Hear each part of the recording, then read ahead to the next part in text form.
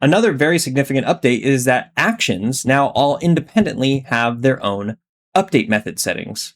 So you can see this float add, this button over here where it's an arrow.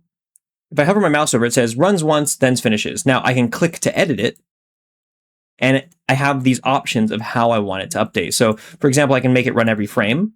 And then what's specific to this action is it might give you additional options depending on what type of action it is. But the float add also lets you run every frame per second. And you can uncheck that, so it's just every frame.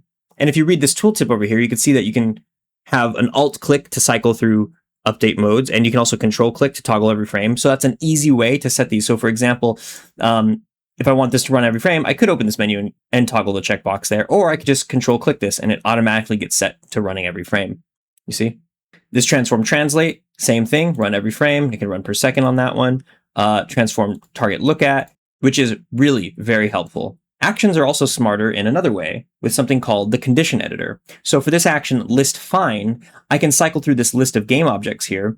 And you can see in this red area, it lets us add conditions that we want this action to follow. So find first item where, and then if I press this little drop-down menu, I can say all or any, I'll just say all right now, of the following are true, or I could say of the following are false. You can see right here, it says use the plus button to add the actual conditions. So I can say find the first item where all of the following are false. So I'll add this little plus button.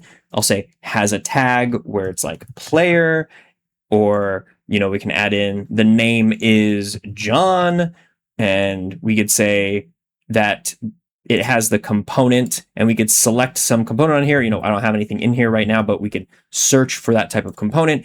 And so it has to match all of these as false, and then it stores the result in here. The condition editor is a really powerful new parameter available on some actions.